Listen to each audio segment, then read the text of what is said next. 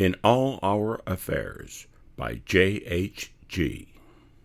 If you've ever found yourself in an exasperating political argument with a fellow AA member during the meeting, after the meeting, or on Facebook, you can appreciate the need for Tradition 10, the AA tradition that enjoins us to avoid outside issues.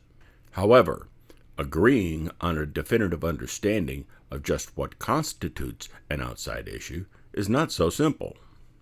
The fact of the matter is that AA is hardly neutral when it comes to all manner of outside issues. The most obvious example is the blatant promotion of religion, an outside issue without parallel in its ability to generate controversy. My aim here, though, is not to scold anyone for breaking the rules, or to purge AA of all impurity.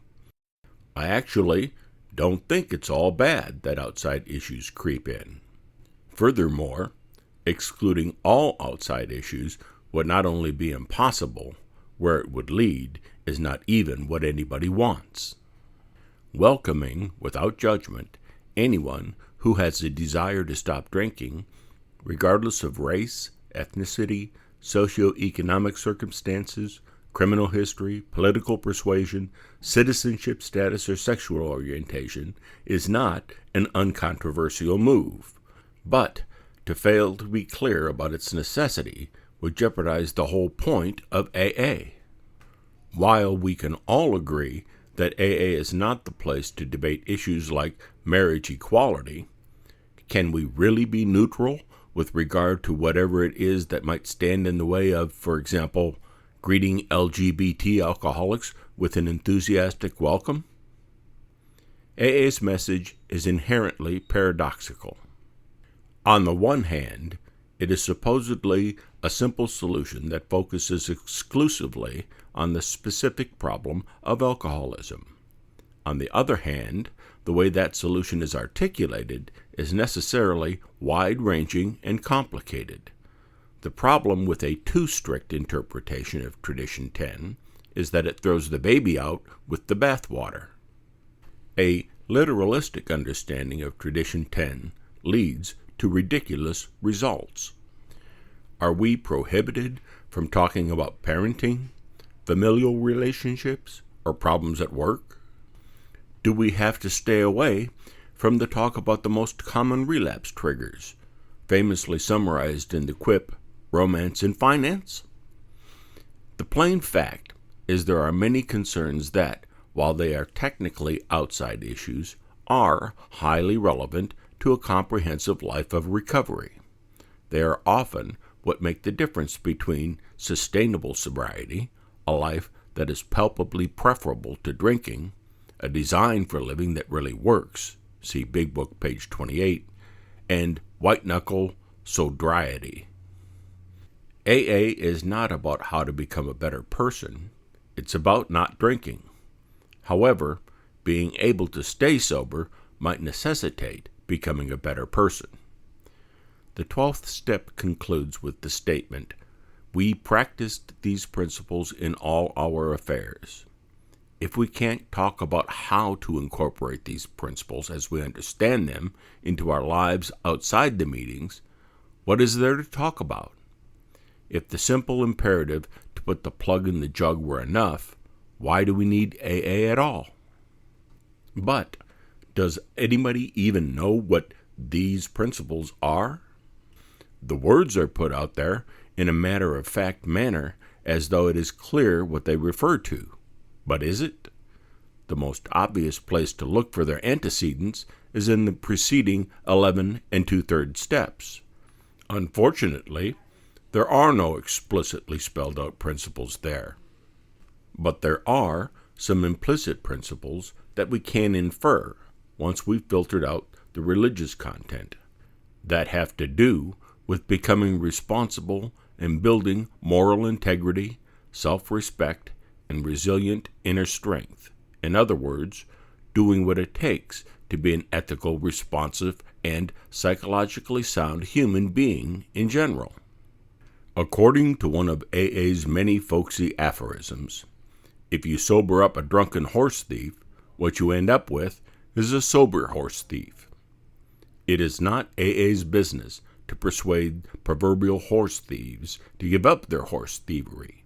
Nonetheless, I shouldn't have to pretend that I'm okay with their stealing horses or worry about whether any talk about business ethics will make them angry. I was told early on that recovery is about being held and being held accountable. One of the main reasons I've stuck around is that AA has not only been a safe, supporting place to go through a lot of really hard life challenges, but it has also been a well-lit place where I've been able to do a lot of much-needed growing up in public. The fifth tradition's singleness of purpose might warn us away from focusing on anything that distracts from equipping alcoholics for sobriety. But having an attitude that, as long as I'm not drinking, I'm exempt from scrutiny, is not how it works. In fact, we take each other's inventory all the time. If we are constantly judging each other regarding any number of things that have nothing to do with sobriety, including fashion choices and how eloquently someone shares in a meeting, why would we expect that stuff which actually matters, like whether we are walking the walk, is out of bounds? In the world I live in, walking the walk means recognizing that there are far-reaching consequences that result from my everyday decisions, whether I want to see them or not. Are my concerns about the social and economic impact of my lifestyle choices an outside issue?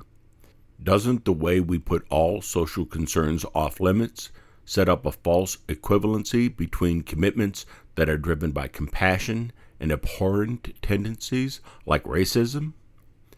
Isn't the most attractive example of recovery an actualized human being who stands for something positive rather than a bland, generic shell floating around in an artificial void? There's an old story about some villagers who keep finding drowning babies bobbing down the river until someone finally thinks to ask, where are all those babies coming from? What is going on upstream? And how the babies got in the river in the first place? They realized that if all they focused on was saving the babies from drowning, they were condemning most of the babies to a cruel death. Is it okay to share how disturbed we are by metaphorical babies floating down the river, or the not-so-metaphorical televised images of war refugees, but not okay to dig deeper and ask ourselves how we might be contributing to the problem? There's a line somewhere in between. On the one hand, acknowledging our natural human sorrow about the fallout from large political and social realities, and, on the other hand, advocacy of outside issues. But what about the feelings we create when we shirk the responsibility for participating in solutions?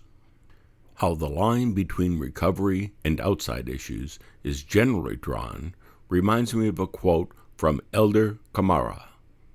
Quote, "When I give food to the poor, they call me a saint. When I ask why they are poor, they call me a communist." End quote. There are many corollaries to this bit of wisdom. For example, quote, "When I condemn 13th steppers and other lurking predators, everyone puts a concerned look on their face and nods their head in smug agreement. But when I begin examining my participation in the patriarchal culture that sanctions, encourages, and glorifies the predatory mindset, I'm introducing an outside issue." End quote. In general, the understanding of what an outside issue is leans towards an insidious form of majoritarianism. Mainstream views are accepted as natural, and everything outside the mainstream is an outside issue. This becomes a tacit endorsement of Christianity. Those who want AA to be less religious are the ones who are accused of pushing an outside issue. An anti-science bias, talking about scientific research into addiction, is out of bounds, but scoffing at science is okay. And many cultural affectations that are invisible to everyone within the mainstream, but shout, "You don't belong," to everyone else. It is not surprising that decisions about whether a topic is an outside issue usually comes down to whether people are uncomfortable, since many of us come from families in which it's not okay to talk about the elephant in the room. Unfortunately, recovery is inherently uncomfortable at times, especially when it matters the most, when the decision to change brings to the surface difficult challenges. The difficulty is not just that the line between outside issues and what is necessary for sobriety is blurry. They are entangled. It is impossible for me to talk about doing what it takes to stay sober without talking about my values in ways that sometimes risk making you uncomfortable or even angry. What is anathema to you might be central to my understanding of what it takes to get sober. There is no one-size-fits-all approach to sobriety. In order to be a vital community, everyone needs to be free to be who they really are. I need to be true to my own values without being overtly judgmental of or antagonistic toward yours. What you need to do to stay sober is an inside job for you, but an outside issue for me. Your political and religious views are none of my business. What is my business, though, is supporting your freedom to be true to yourself, as long as you're not asking me to agree with you or to sign off on rationalizations and cop-outs. If you've been around AA for any length of time, you've probably encountered intense skirmishes around topics that range in scope from silly intra-group controversies to the latest international crisis. As disturbing as these disagreements can be, they actually point to a predilection that is arguably AA's greatest strength. The flare-ups reveal two things. First, AA members care deeply and passionately. And second, it's all the more remarkable that we somehow manage to work together as well as we do, given that we disagree about everything except the one thing that justifies AA's existence: helping people get and stay sober. Needless to say, that does not mean that extraneous content can't get in the way. A common newcomer experience is having a sense that AA is simultaneously too much and not enough. Too much pushing of simplistic and dogmatic platitudes and not enough information on how to get sober. Too much pulling everything through the knothole of relying on a higher power and not enough experience, strength, and hope. But that's all the more reason to have a more open conversation. We need to talk about the elephant in the room in order to get the fear of violating norms out of the realm of taboo where we have to walk on eggshells. Our inability to fully separate outside issues from matters that are pertinent to recovery is a positive example of progress, not perfection. The point being that there is no pure version of the message that is mysteriously channeled if actual human beings would just get out of the way. Imperfection is not something we settle for. It's not that we have to get past the unavoidably human packaging that the message comes in. While the Big Book is dismissive of human power, see page 60, the reality is that without our human imperfection, there is no attraction rather than promotion, and thus no possibility for anyone finding a viable solution. Reaching a point where we are no longer too finicky about the way the message is presented or from whom it comes opens the way for getting help we need from empowered human beings. Most of us are quite aware that if we had snubbed the generous reaching out by people with whom we normally would not mix, see Big Book, page 17, we would not be sober today. In receiving a hand up from unlikely sources, we understand that there are many paths to recovery, and amazing possibilities open up. About the author, J.H.G. The author writes here under the pen name J.H.G. as a tip of the hat to the principle of anonymity not out of a need to hide his identity. In real life, he is open about being a recovering alcoholic and an atheist. You can read more about him at the Clergy Project and about a book he's working on at the site Recovering Humanity. He and his spouse are co-founding members of the Mostly Agnostics AA group in San Antonio, Texas. The original print version of this article, In All Our Affairs, by JHG, which also contains clickable hyperlinks to references in this article, may be found on the website aabeyondbelief.com in the Steps and Traditions section, dated November 29, 2015. This audio presentation was recorded February 11, 2017. For more stories, articles, and podcasts, please visit our YouTube or SoundCloud channels. Just search for AA